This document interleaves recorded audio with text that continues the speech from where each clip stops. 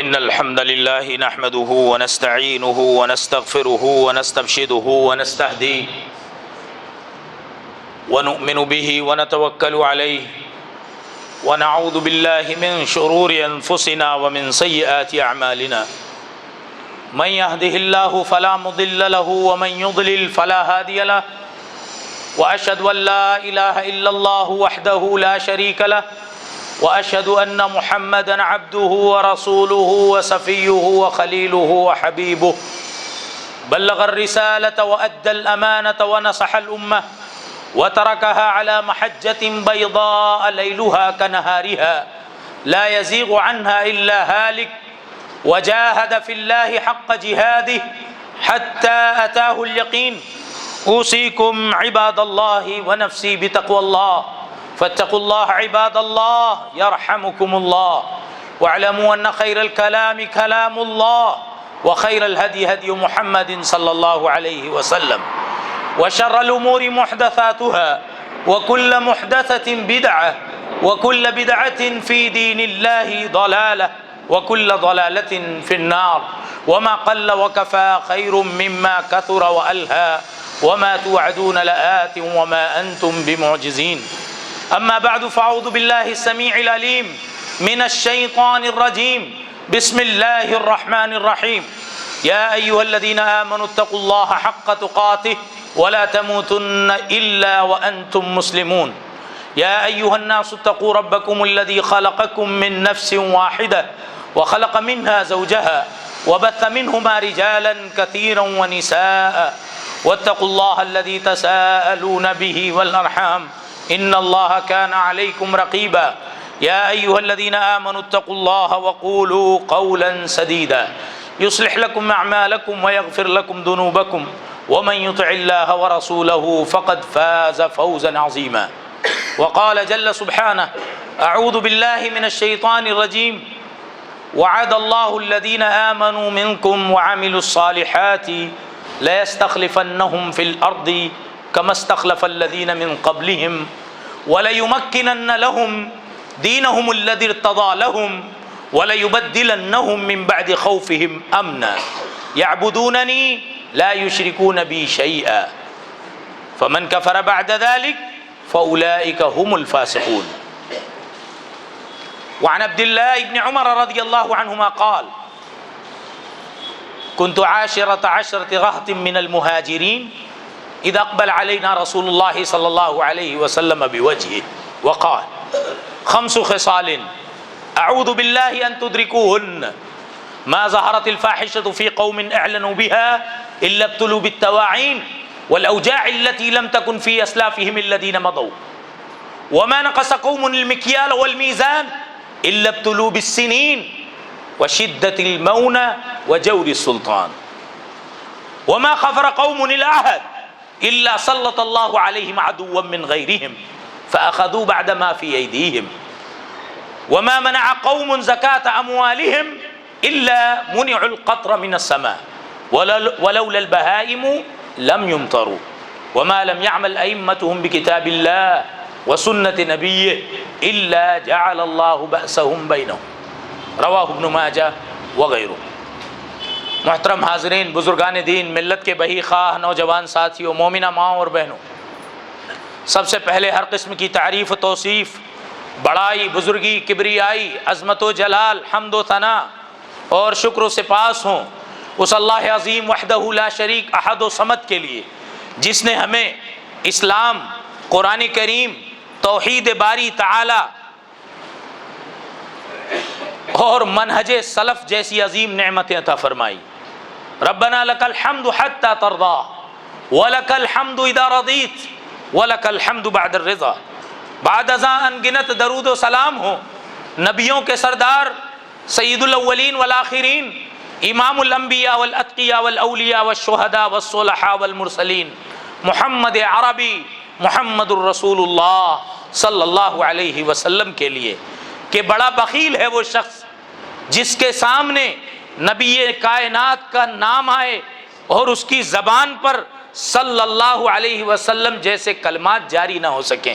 اللہم صلی علی محمد وعلی آل محمد کما صلیت علی ابراہیم وعلى آل إبراهيم إنك حميد مجيد اللهم بارك على محمد وعلى آل محمد كما باركت على إبراهيم وعلى آل إبراهيم إنك حميد مجيد. تحمید و تسلیم اور حمد و صلات کے بعد عزت اور سربلندی روئے زمین پر مومنوں کا حق ہے.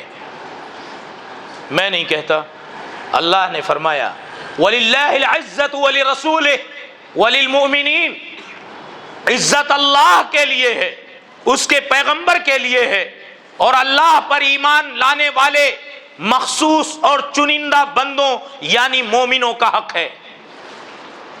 روئے زمین پر عزت اور سربلندی اللہ اس کے پیغمبر کے بعد مومنوں کا حق ہے. ہم غور کرتے ہیں تو پتہ چلتا ہے کہ زندگی کا کوئی شعبہ، کوئی سیکٹر ایسا نہیں ہے جہاں موجودہ مسلمان ذلیل و خوار نہ ہوں، ذلیل و رسوا نہ ہوں. زندگی کا کوئی موڑ ایسا نہیں ہے، روئے زمین کا کوئی کونا ایسا نہیں ہے جہاں مسلمان ذلیل و رسوا نہ ہو رہے ہوں.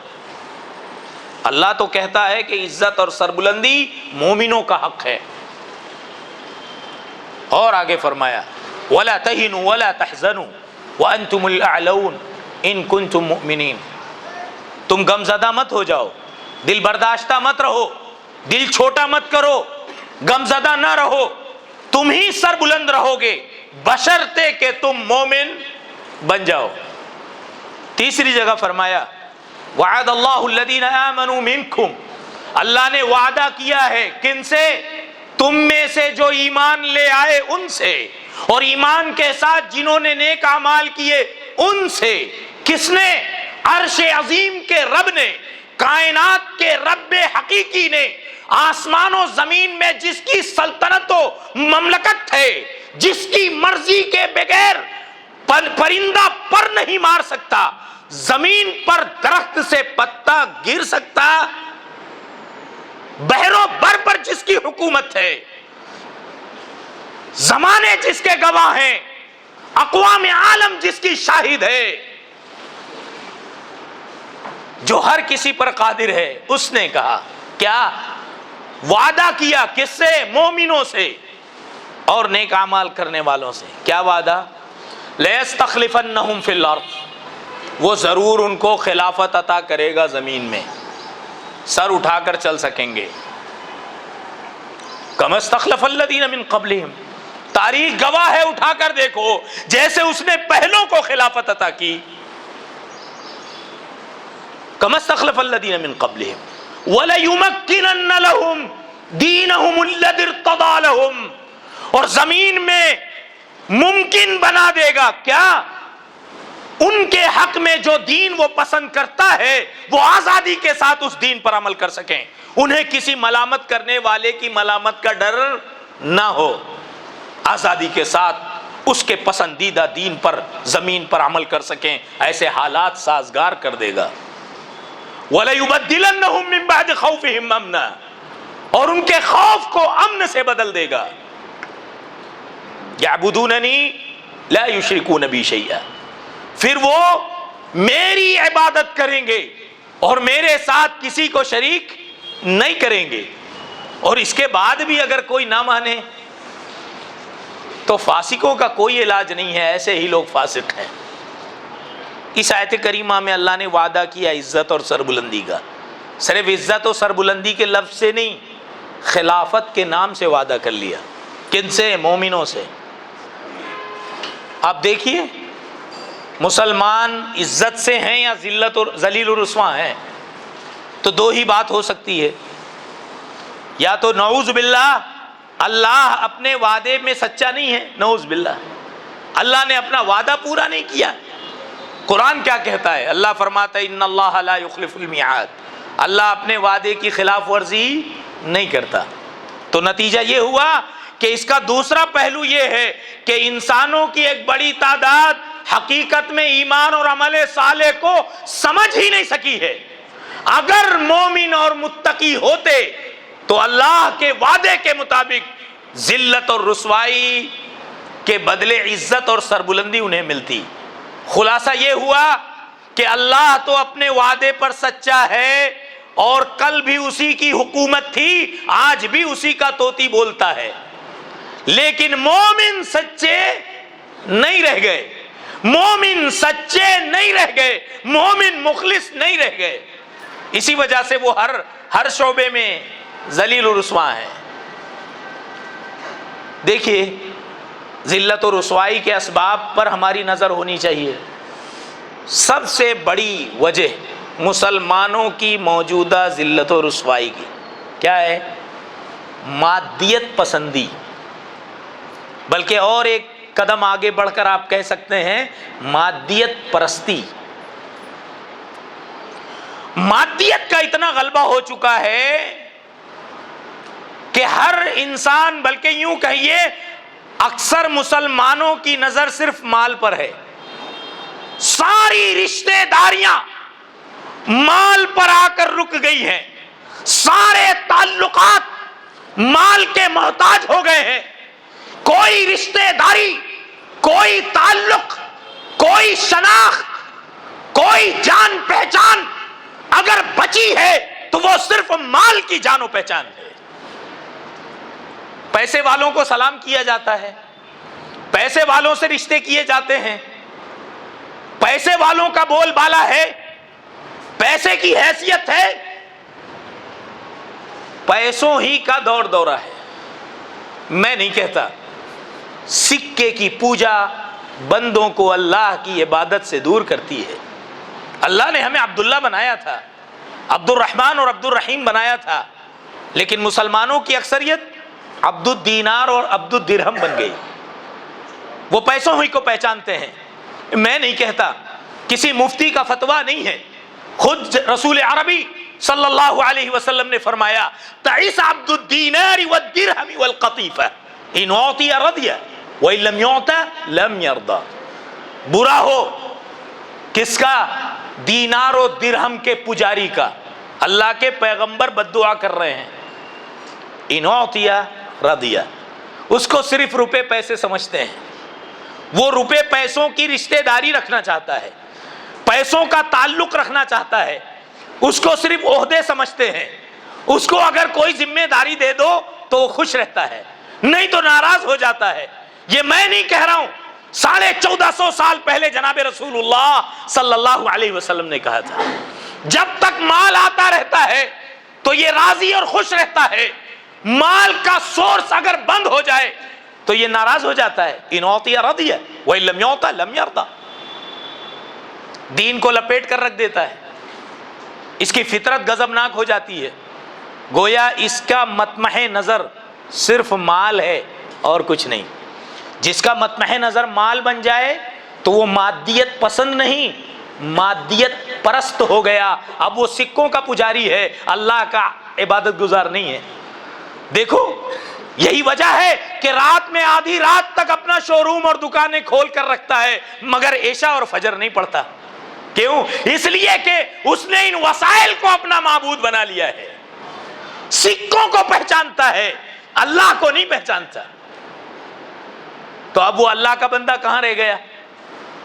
تو مادیت کا اس قدر غلبہ ہے۔ میں ایک حدیث عرض کروں، امام مالک نے جس کو ثوبان رضی اللہ عنہ سے نقل فرمایا کہ رسول عربی صلی اللہ علیہ وسلم نے فرمایا یوشک ان تتداعى الامم علیکم کما تداعى الاکلة على قصعتها قیل امن قلة منا یومئذ یا رسول اللہ قال لا بل انتم یومئذ کثیر ولکنکم غثاء کغثاء السیل تنزع المهابة من قلوب عدوکم ويجعل في قلوبكم الوهن قيل وما الوهن يا رسول الله قال حب الحياة وكراهية الموت۔ قریب ہے کہ ایک دور آئے گا، زمانہ آئے گا، دنیا دیکھے گی، ساری قومیں تم پر ایسے ٹوٹ پڑیں گی جیسے بھوکے دسترخوان پر ٹوٹ پڑتے ہیں۔ صحابہ کرام نے پوچھا، اور صحابہ کو پوچھنے کا حق تھا، کیوں؟ انہوں نے میدان بدر کا مشاہدہ کیا تھا کہ 313 مسلمان 1000 کے مجمع پر نہتے کافی تھے۔ ان کو بڑی حیرت ہوئی، دنیا کی ساری قومیں مسلمانوں پر ٹوٹ پڑیں گی، نوالا بنا لیں گی، بڑا آسان حل ہے، سب کی عداوت ایک، سب کا لقمہ ایک، بڑا آسان حل ہے، جس کے جب جیسے من میں آئے چبا لے، کوئی کچھ بولنے والا نہیں، جو چاہے الزام لگا دے، جیسے چاہے یوز کرے، کوئی پرسان حال نہیں۔ اللہ کی الوہیت کو چیلنج کریں، محمد عربی کی رسالت کو چیلنج کریں، بلا لو اپنے اللہ کو، مگر کوئی مدد نہ آئے، دعائیں کرتے رہے ہاتھ خالی ہوں۔ تو میرے بھائیوں، صحابہ کرام کو حیرت ہوئی، ہماری اتنی کوانٹیٹی کم ہو جائے گی، تعداد، کہ ساری دنیا ہم پر ٹوٹ پڑے گی، ہم کچھ نہیں کر سکیں گے۔ تو آپ صلی اللہ علیہ وسلم نے کہا لا، نہیں، رہی بات کوانٹیٹی کی، تعداد کی، تو تم جہاں نظر اٹھاؤ گے مسلمان ہی مسلمان نظر آئیں گے۔ دیکھو ہم شکوہ کر رہے ہیں کہ وسائل نہیں ہیں، کون تاریخ کے کن ادوار میں اتنی دولت مسلمانوں کے پاس رہی ہوگی جتنی دولت آج ہے؟ مسلمانوں کے پاس دولت کی کمی ہے، اقتدار کی کمی ہے، اختیارات کی کمی ہے۔ 57 سے زائد اسلامی کنٹریز جہاں مسلمانوں کا طوطی بولتا ہے، اتنا مال و دولت ہے کہ اپنے اپنے الگ الگ ایروپلین، کئی لوگوں نے تو باتھ روم اور بہت ساری آسائش زندگی کو سونے چاندی میں ڈھال لیا ہے۔ سکوں کی کمی نہیں ہے، اقتدار کی کمی نہیں ہے، حکومتوں اور سلطنتوں مملکتوں کی کمی نہیں ہے۔ تم جہاں دیکھو گے مسلمان ہی مسلمان نظر آئیں گے۔ بل انتم یومئذ کثیر ولکنکم، مگر بات یہ ہوگی غصہ ان کا غصہ اس سے، ان کی سیاسی حیثیت، سیاسی وزن ایسا ہوگا جیسے سمندروں پر بہنے والے خس و خاشاک ہیں، کچرے ہیں، جیسے ان کا کوئی وزن نہیں، سمندروں پر بہنے والے جھاگ کا کوئی وزن نہیں، ایسے ہی یہ بے وزن ہوں گے۔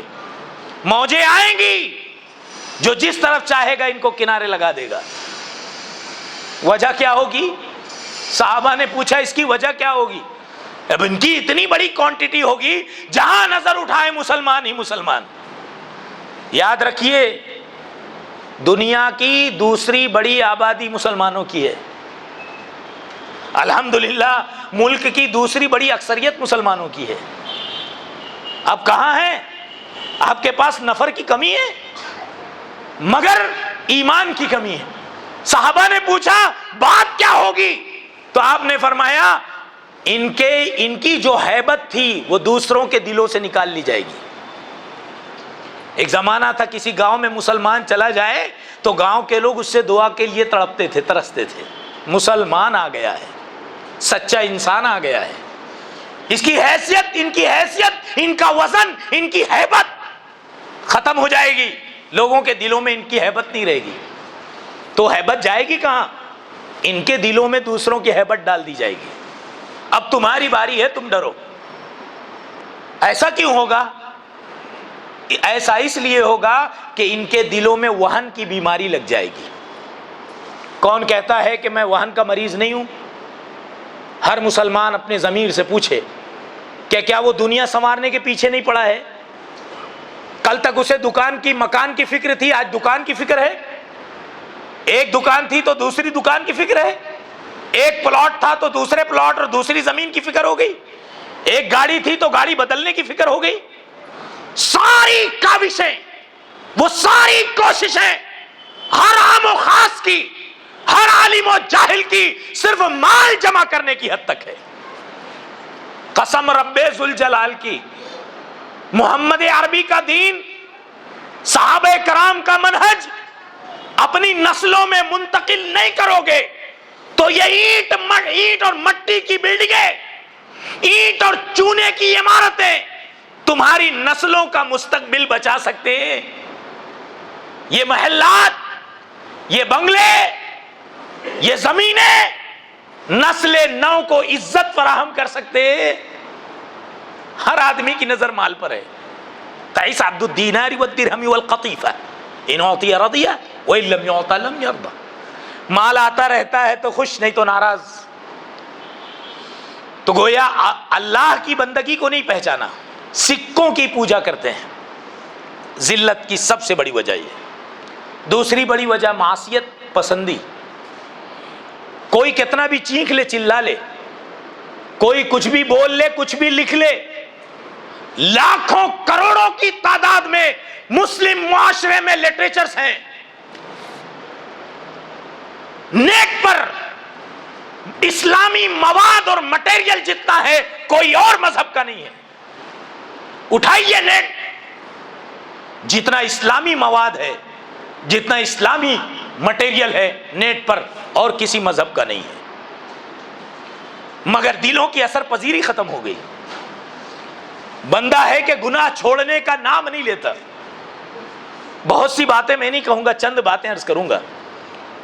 وہ دیکھیے، انس بن مالک رضی اللہ عنہ فرماتے ہیں کہ تم جن گناہوں کو معمولی سمجھتے ہو، ہم نبی علیہ السلام اور صحابہ کے زمانے میں ان گناہوں کو بہت بڑا سمجھتے تھے۔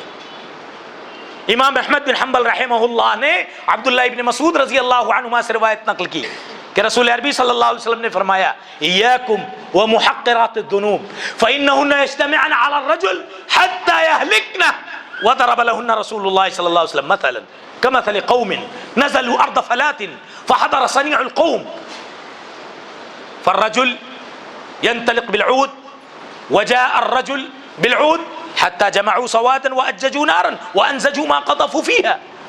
اللہ کے نبی علیہ السلام نے کہا بڑے گناہ سے تو بچنا ہی ہے، چھوٹے گناہوں سے بچو، چھوٹے گناہوں سے بچو۔ فإنهن يجتمعن على الرجل، کیونکہ چھوٹے گناہ دھیرے دھیرے جمع ہوں گے تو اتنے اکٹھا ہو جائیں گے کہ آدمی چھوٹا ہی سمجھتا رہے گا اور وہ کبیرہ سے آگے بڑھ جائیں گے، آدمی کو ہلاک کر دیں گے۔ اور آپ نے مثال دی ہے ایک قافلے سے، ایک قافلہ کہیں سے گزر رہا تھا، قافلے والے پڑاؤ ڈالے، وہاں کھانے کا نظم نہیں تھا، لوگوں نے مشورہ کیا اتنے پورے قافلے کے لیے کھانا کیسے بنائیں، لکڑی تو ہے نہیں، ایندھن تو ہے نہیں، تو مشورہ یہ ہوا ہر آدمی جائے ایک لکڑی چن کر لے آئے۔ ہر آدمی گیا ایک دو لکڑی جلانے کے لیے ڈھونڈ لایا، اتنی لکڑیاں جمع ہو گئی کہ سب کے لیے کھانا بن گیا، سب کھانا شکم سیر ہو کر کھا لیے، مگر ایندھن تھا کہ ختم ہونے کا نام نہیں لے رہا تھا، آگ ختم نہیں ہوئی، کچھ دیر پہلے لکڑی نہیں تھی جلانے کو، اور سب ایک ایک لکڑی لائے تو اتنا ایندھن بن گیا کہ کھا پی لیے مگر ایندھن باقی ہے۔ یہ جو چھوٹے چھوٹے گناہ سمجھ رہے ہیں اتنے جمع ہو گئے ہیں، چھوٹا سمجھتے سمجھتے کہ وہ بڑے گناہوں سے بھی آگے بڑھ گئے، آدمی کو جنت کے بجائے جہنم میں لے کر چلے گئے، اور ابھی بھی یہ خود کو یہ سمجھ رہا ہے کہ میں جنتی ہوں۔ کھانا کھائے یا نہ کھائے، اپنے ضمیر سے پوچھے روزانہ رات میں کہ میں نے آج صبح سے رات تک انسان کا گوشت کھایا ہے کہ نہیں کھایا۔ ہر آدمی اگر اپنے آپ سے پوچھے تو اس کا ضمیر شرمندہ ہوگا کہ حلال گوشت کھائے یا نہ کھائے مگر انسان کا گوشت ضرور کھاتا ہے۔ بغیر انسان کا گوشت کھائے کسی کی شام نہیں ہوتی، جبکہ یہ کبیرہ گناہ ہے۔ بغیر جھوٹ بولے کسی کی شام نہیں ہوتی، جبکہ یہ کبائر میں سے ہے جن کو ہم صغائر سمجھ رہے ہیں۔ دیکھیے، معصیت نے ہمیں ذلیل و رسوا کر کے رکھا ہے۔ شیخ ابن مبارک بڑے پائے کے محدث ہیں، فرماتے ہیں رأیت الذنوب تمیت القلوب وقد یورث الذل ادمانها وترک الذنوب حیات القلوب وخیر لنفسک عصیانها۔ میرا یہ تجربہ اور میرا یہ خیال ہے کہ گناہوں نے ہی دلوں کی اثر پذیری چھین لی ہے۔ کوئی کتنی تقریر کر لے، کوئی کچھ لکھ دے، مگر اثر نہیں ہوتا، کوئی زندگی میں تبدیلی نہیں آتی، سوچ و فکر میں کوئی انقلاب نہیں آتا۔ کیوں؟ اس لیے کہ دل جو اثر لیتے تھے ان کی اثر پذیری ختم ہو گئی ہے، دل سخت ہو چکے ہیں۔ کس سے؟ شیخ ابن مبارک کہتے ہیں گناہوں سے۔ چھوڑنا ہے، اگر تجھے چھوڑنا ہے، کوئی حکم چھوڑنا ہے، کسی کی نافرمانی کرنی ہے تو تو اپنے نفس کی نافرمانی کر کامیاب ہو جائے گا۔ گناہ کے بارے میں ایک حدیث بڑی پیاری عرض کروں، اور جس نے یہ حدیث نہیں سنی اس نے آج کے ماحول میں کچھ نہیں سنا۔ شیخ ابن ماجہ رحمہ اللہ اور دیگر محدثین عبداللہ ابن عمر رضی اللہ عنہما سے روایت نقل کرتے ہیں، کنت عشرۃ رہط من المہاجرین، مہاجرین 10 مہاجرین کی جماعت بیٹھی تھی، میں 10واں تھا۔ صحابی کی خاکساری دیکھو، یہ نہیں کہا کہ میں ان میں سے ایک تھا، یہ بھی نہیں کہا میں پہلا تھا، فرمایا میں 10واں تھا، میں بھی تھا 10واں۔ اچانک جناب رسول اللہ صلی اللہ علیہ وسلم تشریف لائے، آپ نے کہا خمس خصال، وہ میں بھی کہتا ہوں مسلمانوں یہ لکھ لو، 5 خصلتیں اگر تمہیں آ کر گھیر لیتی ہیں، تمہیں اپنے شکنجے میں گرفتار کر لیتی ہیں، دنیا کی کوئی طاقت تمہیں ذلت و رسوائی سے بچا سکتی؟ میں نہیں کہتا، آمنہ کے لال نبی یہ کائنات جن کے نام کا کلمہ ہم نے پڑھا ہے، فرمایا صلی اللہ علیہ وسلم خمس خصال اعوذ باللہ ان تدرکوہن، 5 خصلتیں ایسی ہیں میں پناہ مانگتا ہوں کہ تم ان کا شکار ہو جاؤ۔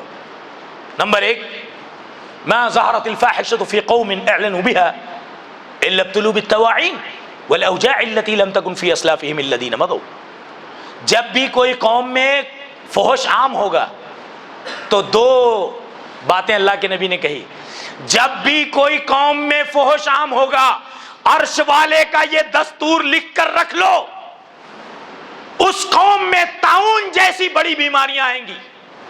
کورونا ہم نے دیکھا، صبح میں بیماری کی خبر آئی اور شام تک موت کی خبر آ گئی۔ علاج کا موقع بھی ملے گا، ابھی ایک بیماری اور دستک دے رہی ہے، ایک کے بعد ایک ایسی بیماری ہمارے بڑوں نے، پرکھوں نے، اسلاف نے کبھی سوچا بھی نہیں تھا کہ ایسی بھی بیماریاں دنیا میں آئیں گی۔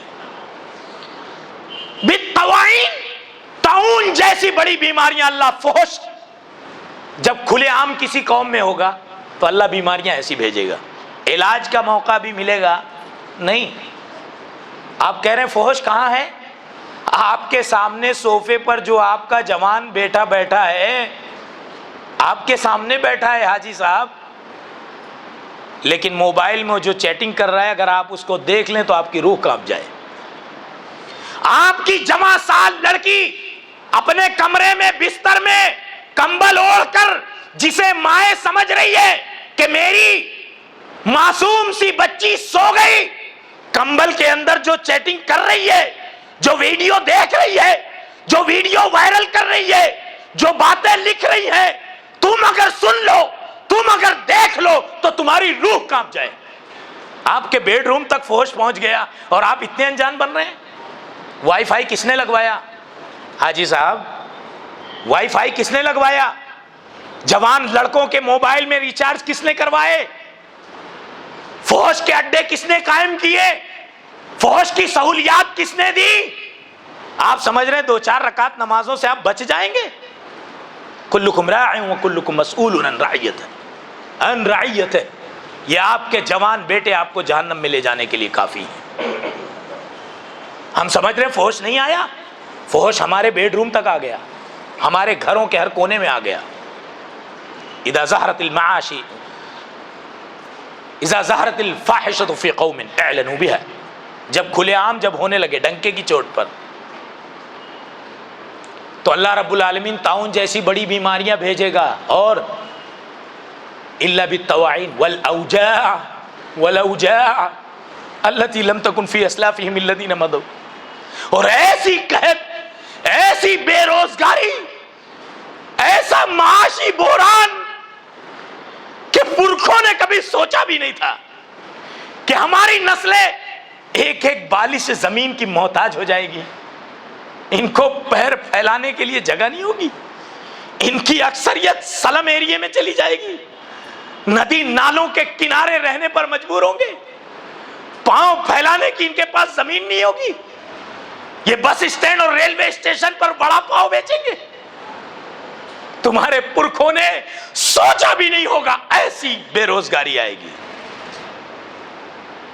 ڈگریاں لی یتیم بچوں نے، مائیں گھروں کا کام کر کر کے ان کو ڈگریوں تک پہنچایا، بیوہ ماں تھی، یتیم بچے تھے، بڑی بڑی ڈگریاں لے کر حکومت اور اقتدار نہیں، نوکری کی بھیک مانگ رہے ہیں مگر نوکری میسر نہیں ہے۔ آپ کیا سمجھ رہے ہیں آپ کی دکان چل رہی ہے، آپ خوش ہیں تو ساری دنیا خوش ہے؟ ملت کا سوچئے، قوم کا سوچئے، قوم کا سوچئے تو آپ سر اٹھا کر راستے پر چل نہیں سکتے۔ قوم کا اگر کسی نے سوچا ہے تو امت کے علماء نے سوچا ہے۔ علماء طبقہ جب تک دنیا میں ہے قوم کا سوچنے کے لیے موجود ہے۔ بہت افسوس ہوگا. اپنے حد تک نہیں، اپنی قوم کی حد تک سوچیں. مارے شرم کے سر جھک جائے گا. کب ہوگا ایسا؟ جب فحش عام ہوگا. موبائل نہیں چھوٹے گا چاہے کچھ چھوٹ جائے. رشتے چھوٹے چلے گا، وقت برباد ہو چلے گا، نماز چھوٹے چلے گا، جمعہ چھوٹ جائے وہ بھی چلے گا. سال ہر سال قرآن کو ہاتھ نہ لگانے والے روزانہ کئی کئی گھنٹے موبائل یوز کر رہے ہیں اور اللہ سے عزت کے متلاشی ہیں. مائیں گھر میں بیٹھ کر دعائیں کر رہی ہیں، ان کو عزت ملے گی؟ وہ میں نہیں کہتا، رسول عربی صلی اللہ علیہ وسلم نے کہا. ایک بات فحش، دوسری بات وَمَا نَقَصَ قَوْمٌ الْمِكْيَالَ وَالْمِيزَانَ إِلَّا ابْتُلُوا بِالسِّنِينِ وَشِدَّةِ الْمَوْنَةِ وَجَوْرِ السُّلْطَانِ. جب بھی کوئی قوم ناپ تول میں کمی کرے گی 3 عذاب آئیں گے، 3 ذلتیں ملیں گی. بالسنین، پیسے کی محتاجگی، اتنا ہی ملے گا جتنے سے کسی طرح آج کا دن گزر جائے. شدت المونہ، صبح سے شام گیریج پر کام کرے گا، مٹی اٹھائے گا، گڑھے کھودے گا، لوگوں کی نوکری چاکری کرے گا تو اتنا ہی ملے گا جتنے سے وہ اپنی ضرورت پوری کر سکے. شدت المونہ. اور اس پر جور السلطان، ظالم حکمرانوں کا تسلط بھی ہوگا. جب بھی کوئی قوم ناپ تول میں کمی کرے گی، جن کا باقی ہے ان سے تو لڑ کر لے لیا، جن سے نکلتا ہے ان سے لڑ کر لے لیا، جن کو دینا ہے ان سے منہ چھپا رہا ہے. یہ بھی ناپ تول میں کمی ہے. عہد و پیمان کچھ ہے اور عمل کچھ نہیں ہے. بچے کو 8 گھنٹے کے لیے دکان پر رکھا تھا، 10 گھنٹہ روزانہ کام لے رہا ہے، اپنے گھر کا اپنے سارے خاندان کا کام اس سے کروا رہا ہے، مگر اس کی تنخواہ وقت گزرنے کے بعد بھی نہیں دے رہا ہے، اس میں بھی کاٹ کسر کر رہا ہے. یہ بھی ناپ تول میں کمی ہے. جو پیپر میں لکھا ہوا ہے حقیقت میں مال اتنا نہیں جا رہا ہے، پیپر کچھ اور ہے مال کچھ اور ہے. یہ بھی ناپ تول میں کمی ہے. بے روزگاری آئے گی، شدت المونہ، خرچے کی تنگی آئے گی، وجور السلطان، اور اس پر ظالم حکمراں کا تسلط ہوگا. وما منع قوم زکاة اموالهم الا منع القطر من السماء. جب بھی کوئی قوم اپنے مال کی زکات روکے گی، نبی محترم نے کہا عرش والا آسمان سے اپنی بارش کو روک لے گا. آپ کہہ رہے نہیں ہمارے یہاں بارش اچھی ہو رہی ہے. اللہ کے نبی نے کہا ولولا البہائم، یہ جانور چوپائے، بکری، اونٹ، یہ کیڑے مکوڑے، حشرات الارض، سانپ بچھو، یہ نہیں ہوتے تو زکوٰۃ روکنے والی قوم کو اللہ ایک قطرہ پانی نہیں دیتا. معلوم یہ ہوا جو کبھی کبھار بارش ہو رہی ہے ان چرند پرند کی رہی منت ہے، ورنہ زکوٰۃ روکنے والی قوم کو ایک قطرہ پانی عرش والا نہیں دینا چاہتا. آپ سمجھ رہے ہیں زکوٰۃ دے رہے ہیں. اربوں میں جن کے کاروبار ہے وہ چند ہزار روپیہ دے کر زکوٰۃ کی خوش فہمی میں مبتلا ہے. کروڑوں میں جن کی آمدنی ہے چند سینکڑ، چند ہزار اور چند سینکڑ روپے دے کر کے وہ مطمئن ہے. پوری قوم اگر زکوٰۃ حقیقت میں نکالتی کی تو قوم کا ایک فرد غریب نہیں ہوتا. زکوٰۃ کی چوری کر رہے ہیں، اور ہزاروں میں نہیں لاکھوں میں. ایک قطرہ پانی اللہ دینا نہیں چاہتا، مگر یہ چرند پرند کیڑے مکوڑے اور یہ جانور چوپاؤں کی رہی منت ہے. وما خفر قوم الى عاد الا سلط اللہ علیہم عدوا من غیرہم. چوتھی بات آپ صلی اللہ علیہ وسلم نے کہی، جب بھی کوئی قوم عہد چکنی کرے گی، وعدہ خلافی کرے گی. عالم ارواح میں اللہ سے عہد کیا تھا تیرے علاوہ کسی کی عبادت نہیں کریں گے. دنیا میں آئے ولیوں کو اللہ کے آگے بڑھا دیا. روح زمین کی سب سے بڑی عہد چکنی اللہ کے ساتھ شرک کرنا ہے. دوسری سب سے بڑی عہد چکنی جناب رسول اللہ کی رسالت مآب کو شرمندہ کر کے کسی ایک فقیہ اور امام کو اپنا سب کچھ مان لینا ہے. عہد پر قائم نہیں ہے. مسلمان تو وعدہ کر ہی رہا ہے خلاف کرنے کے لیے، سچا وعدہ کرتا ہے تاکہ آسانی سے مسئلہ حل ہو جائے. جب بھی کوئی قوم عہد چکنی کرے گی اللہ دوسری قوموں کے لڑاکا افراد کو ان پر مسلط کر دے گا. وہ ان کے گھروں میں گھسیں گے، ان کے مال و جائیداد کو مال غنیمت بنا کر لے جائیں گے. فَأَخَذُوا بَعْدَ مَا فِي أَيْدِيهِمْ. پانچویں چیز آپ نے کہی وَمَا لَمْ يَعْمَلْ أَئِمَّتُهُمْ بِكِتَابِ اللَّهِ وَسُنَّةِ نَبِيِّهِ إِلَّا جَعَلَ اللَّهُ بَأْسَهُمْ بَيْنَهُمْ. جب بھی کسی قوم کے اسکالرز، علماء، مذہبی پیشوا، مذہبی رہنما کتاب و سنت کو اپنا منہج نہیں بنائیں گے تو اللہ ایسی قوم میں دراڑ اور اختلاف پیدا کر دے گا کہ وہ ایک ہونا چاہیں گے مگر ہو سکتے۔ امت کا اتحاد ایک ہی صورت پر ہو سکتا ہے، یا تو عرش والے کی کتاب یا فرش کے امام محمد عربی صلی اللہ علیہ وسلم کی سنت سے۔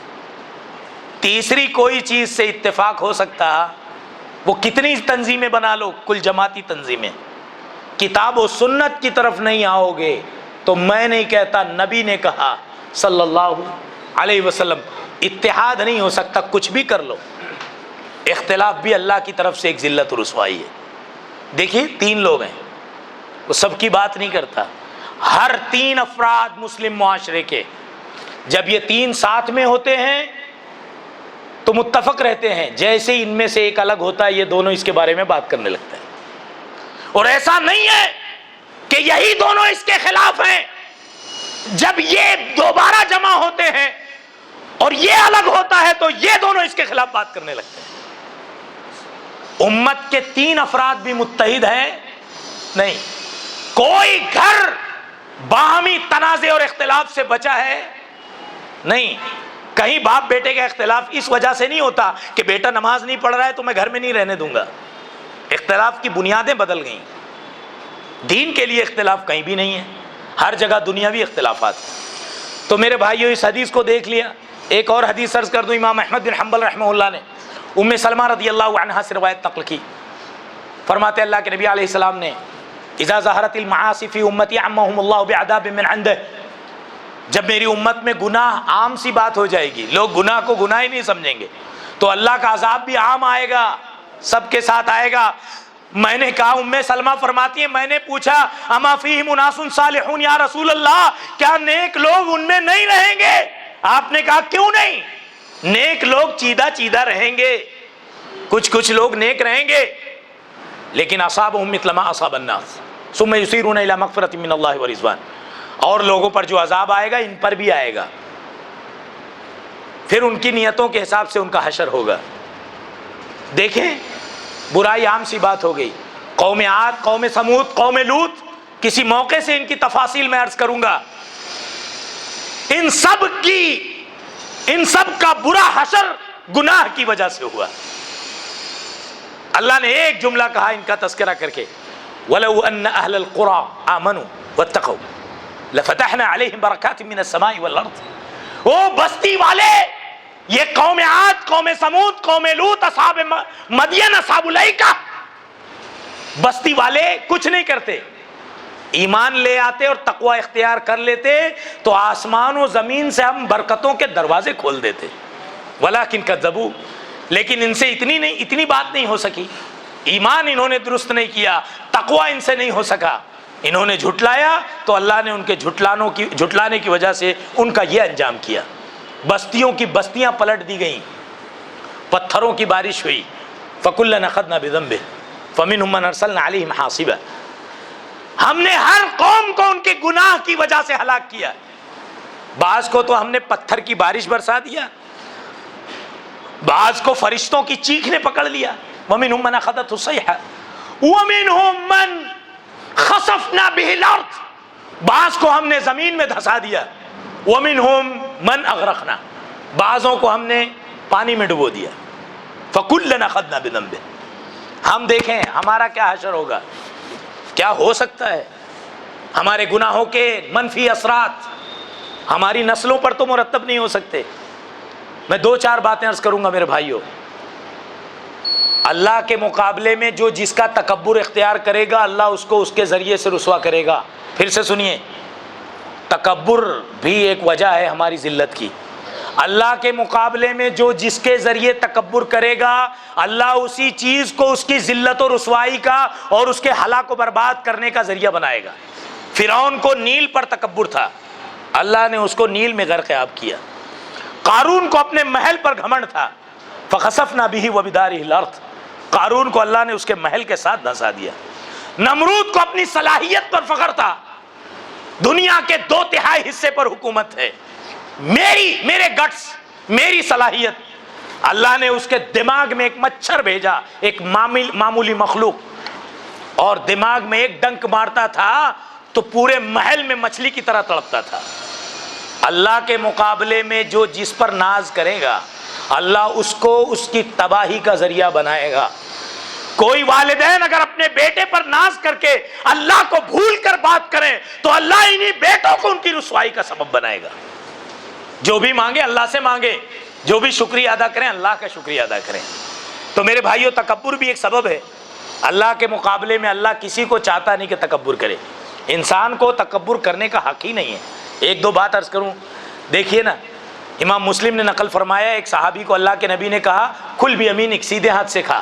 تو اس نے کہا لا استطع، میں طاقت نہیں رکھتا.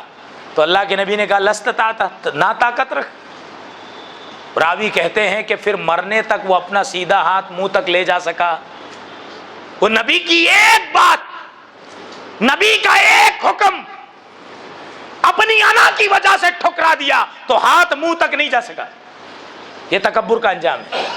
بغداد کے ایک پل پر ایک آدمی کمبل اوڑھے بھیک مانگ رہا تھا. دیکھنے والے کو حیرت ہوئی، ارے یہ تو وہی شخص ہے، کسی قبیلے کا سردار تھا، اور جب حج کے لیے یہ آیا تھا تو اکیلے حج کی وجہ سے اس کے کنیز اور غلام اور اس کے خدام اتنے تھے کہ دھول اڑ رہی تھی، سارے حجاج کو تکلیف پہنچ رہی تھی. یہ وہی آدمی تو نہیں ہے. دیکھا تو یہ اپنا چہرہ چھپاتا رہا. یا اور قریب جا کے دیکھا، ارے یہ تو وہی سردار ہے جو ابھی تھوڑے دن پہلے صفا اور مروہ کی سعی کرتے ہوئے دھول اڑا رہا تھا، سواری سے نیچے نہیں اتر رہا تھا. تو جا کر پوچھا تمہاری یہ حالت اتنے کم دنوں میں کیسے ہو گئی؟ تو اس نے کیا جواب دیا سنیے، تکبرت فی مکان یتواضع فیہ العظماء فاذلنی اللہ فی مکان یتعالی فیہ الاذلاء. میں نے ایک ایسی جگہ تکبر کیا تھا جہاں بڑے بڑے سلاطین آ کر جھک جاتے ہیں، وہاں میں نے تکبر کا مظاہرہ کیا تو اللہ نے مجھے وہاں لا کے ذلیل کیا جہاں چھوٹے اور حقیر لوگ اکڑ کے چلتے ہیں. اللہ کو تکبر پسند نہیں ہے. انا کا انجام بہت برا ہے. تکبر کے علاوہ ایک ہمارے ذلت اور رسوائی کا سبب ظلم ہے. ہم نے اپنے ماں باپ کے لیے اپنے گھروں کو اولڈ ایج ہاؤس بنا دیا. ظلم بڑھ گیا. بس 2-3 منٹ میں آپ کا لوں گا. ظلم بڑھ گیا. ظلم کو ختم کیجئے. اللہ ظالم کو ایک وقت تک مہلت دیتا ہے لیکن جب اپنی رسی کھینچتا ہے تو مہلت نہیں دیتا. بہت سی آیات ہیں، احادیث ہیں. میں ایک دو بات عرض کروں. امام بخاری نے محمد ابن سیرین رحمہ اللہ سے نقل فرمایا کہ خانہ کعبہ کے پاس ایک آدمی رو رو کے دعا کر رہا تھا، اے اللہ میں تجھ سے مانگتا ہوں مگر مجھے یقین ہے کہ تو میری دعا نہیں سنے گا. محمد ابن سیرین کہتے ہیں میں دیکھ رہا تھا آخر کیا بات ہے، کیوں یہ زار و قطار رو رہا ہے. دعا کے بعد میں نے پوچھا بات کیا ہے؟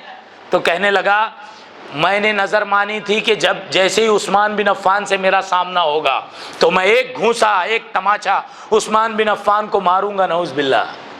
لیکن جب میں وہاں پہنچا تو ان کو شہید کیا جا چکا تھا. موقع دیکھ کر میں گھر میں گھسا اور جب گھر میں کوئی نہیں تھا تو میں نے عثمان غنی کے چہرے پر ایک تماچا ان کے مردہ جسم کو مار دیا.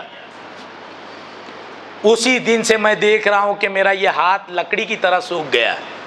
محمد بن سیرین کہتے ہیں میں نے دیکھا تو وہ ہاتھ لکڑی کی طرح سوکھا تھا. ظلم اللہ برداشت نہیں کرتا. ایک لمٹ، ایک مہلت کے تحت برداشت کرتا ہے. آپ اپنے گھر میں بڑے ہیں ظلم نہ کریں. آپ اپنی سوسائٹی میں بڑے ہیں ماتحتوں کے ساتھ ظلم نہ کریں. اللہ برداشت نہیں کرتا. ظلم کی عمر، ظالم کی عمر بہت مختصر ہوتی ہے. بڑے ہی عبرت کی بات ہے اس لیے عرض کروں. ایک مسجد کے 25 سال کے امام صاحب تھے. مغرب میں تاخیر سے پہنچے، لوگوں نے ایک طالب علم کو آگے بڑھا دیا. آج سے 70-75 سال پرانا واقعہ ہے. شہر کے قلب شہر کا ہمارے ہاں واقعہ ہے. امام صاحب تھے نہیں تو ایک یتیم طالب علم کو لوگوں نے آگے بڑھا دیا.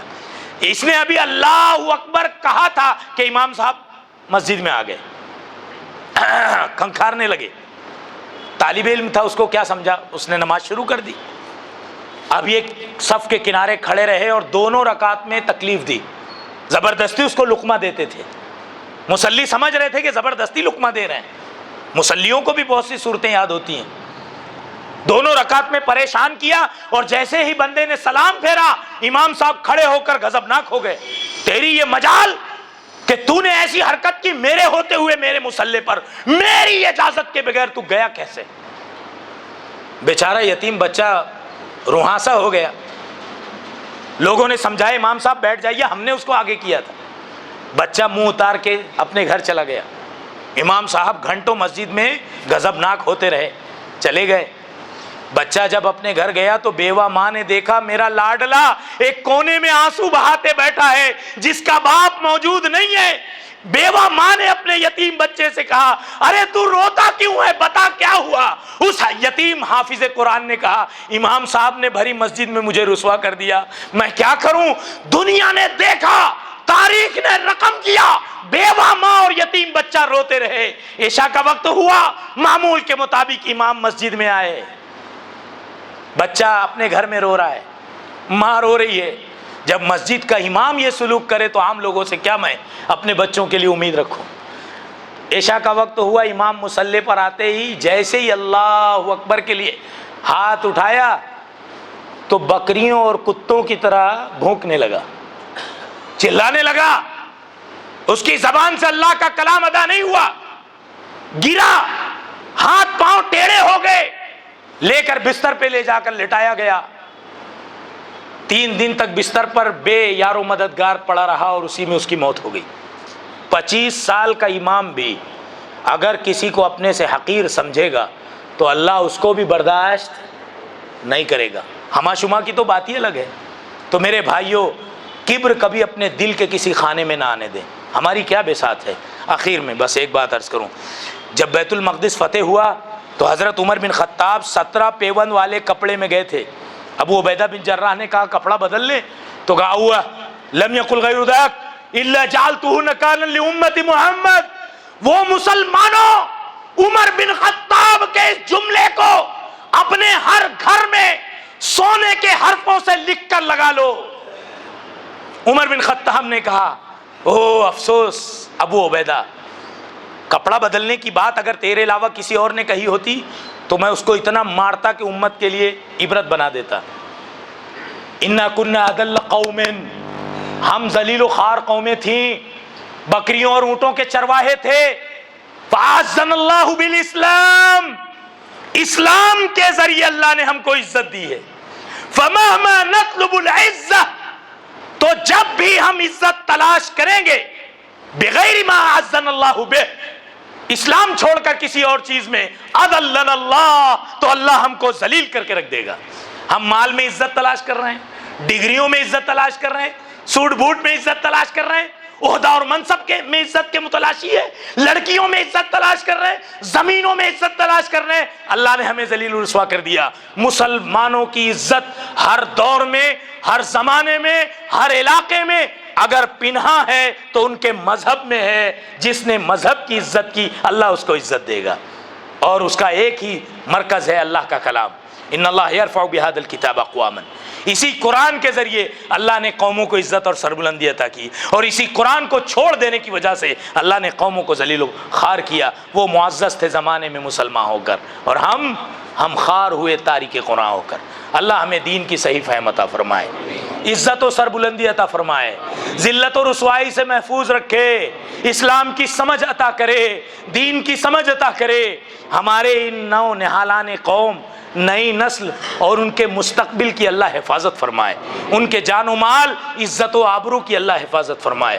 آمین. اقول قولی هذا واستغفر اللہ لی ولکم ولسائر المسلمین فاستغفروه انه هو الغفور الرحیم.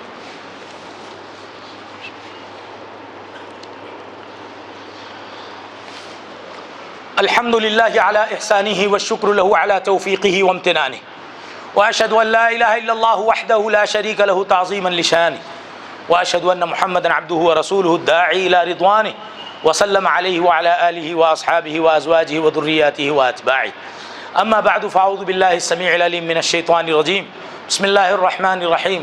ان اللہ وملائکتہ یصلون علی النبی یا ایھا الذین آمنوا صلوا علیہ وسلموا تسلیما اللہم صل علی محمد وعلی آل محمد کما صلیت علی ابراہیم وعلی آل ابراہیم انک حمید مجید اللہم بارک علی محمد وعلی آل محمد کما بارکت علی ابراہیم وعلی آل ابراہیم انک حمید مجید اللہم انصر الاسلام والمسلمین اللہم انصر الاسلام والمسلمین اللہم اعز الاسلام والمسلمین واذل الشرک والکفرہ والفجرہ وجميع أعداء الإسلام واليهود والنصارى والزنادقة والروافض والمشركين اللهم انصر من نصر دين محمد صلى الله عليه وسلم واجعلنا منهم واخذل من خذل دين محمد صلى الله عليه وسلم ولا تجعلنا منهم آمين عباد الله رحمني ورحمكم الله إن الله يأمر بالعدل والإحسان وإيتاء ذي القربى وينهى عن الفحشاء والمنكر والبغي يعظكم لعلكم تذكرون اذكروا الله يذكركم وادعوه يستجب لكم ولذكر الله تعالى أعلى وأعز وأجل وأهم وأكبر ولذكر الله أكبر والله يعلم ما تصنعون